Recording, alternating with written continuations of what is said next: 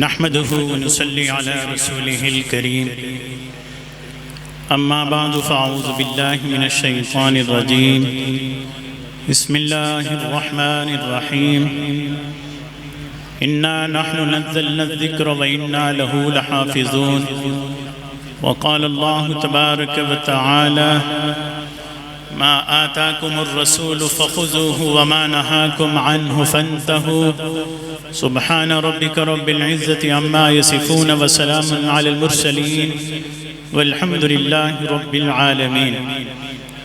بزرگان محترم، برادران عزیز، آپ کا یہ سالانہ پروگرام چل رہا ہے. ابھی کئی نعت خواہ حضرات اور خطبہ باقی ہیں.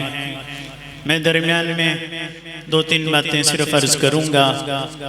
اللہ رب العزت نے ہمیں جیسے نبی کامل اور مکمل عطا فرمائے ہیں جو سارے نبیوں کے امام ہیں، بالکل اسی طرح سے اللہ نے کتاب بھی ہمیں ایسی عطا فرمائی ہے جو ساری کتابوں کی سردار کتاب. اللہ نے قرآن کریم کو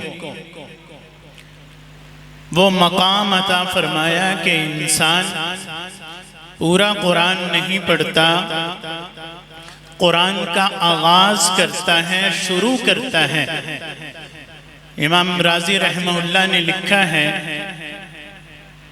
کہ جب بچہ استاذ کے سامنے بیٹھ کر بسم اللہ الرحمن الرحیم پڑھتا ہے، استاذ نے اس کو پڑھایا، بچے نے اپنی چھوٹی سی زبان سے جب بسم اللہ کو پڑھا، اس قرآن کی اتنی عظمت ہے کہ اس کی وجہ سے بچے کے استاذ کی بھی مغفرت ہو گئی، بچے کے ماں باپ کی بھی مغفرت ہو گئی.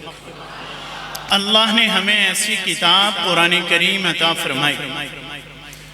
اور اسی طرح سے یہ بات بھی امام راضی رحمہ اللہ نے لکھی ہے کہ حضرت عمر رضی اللہ تعالیٰ عنہ کے زمانے میں ایک عیسائی بادشاہ نے کہا اپنا نمائندہ بھیج کر کہ میرے سر میں ہر وقت درد ہے،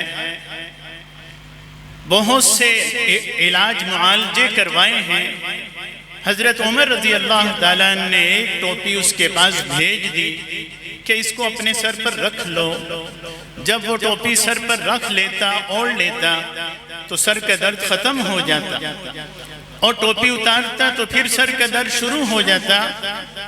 اس نے سوچا کہ دیکھوں تو صحیح کہ اس ٹوپی میں کیا چیز ہے. جب کھول کر دیکھا اس میں ایک کاغذ کا ٹکڑا تھا جس میں لکھا تھا بسم اللہ الرحمن الرحیم.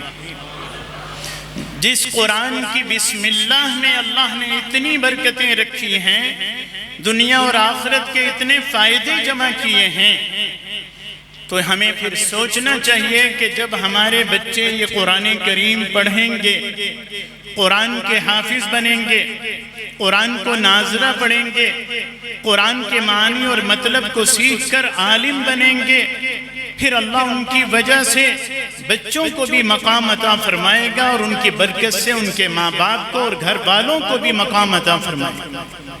اس لیے قرآن کریم کے ساتھ ہمیں جڑنا ہے، اور اتنا جڑنا ہے.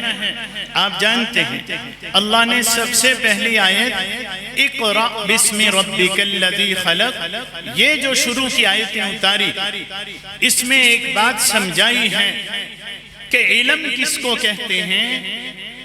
علم اس کا نام ہے کہ جس کے ذریعے سے اللہ کی پہچان،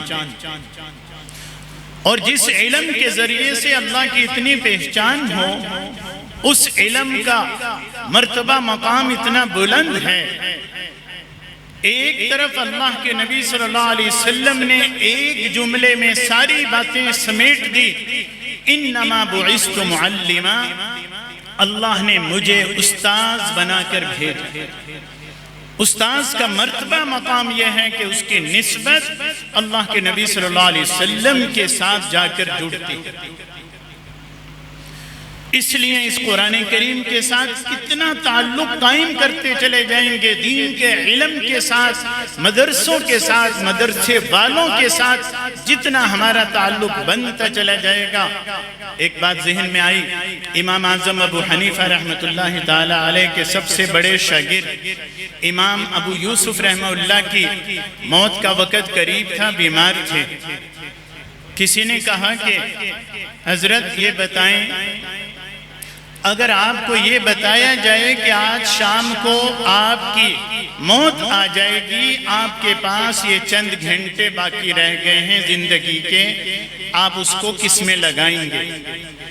امام ابو یوسف رحمہ اللہ جو اپنے زمانے کے سب سے بڑے امام ہیں، وہ یہ فرما رہے ہیں کہ میں دین کا علم سیکھنے اور سکھانے میں لگ جاؤں گا، کیونکہ میں نے قرآن اور سنت کی جتنی تفصیلات کو پڑھا ہے، دیکھا ہے، اللہ رب العزت نے علم کے مرتبے مقام کو اور اس کی فضیلت کو اتنا بیان کیا ہے، اس لیے میری خواہش ہے کہ میری زندگی کے آخری لمحات علم کے ساتھ جڑ جائیں اور اسی کے ساتھ جو ہے میں دنیا سے چلا جاؤں۔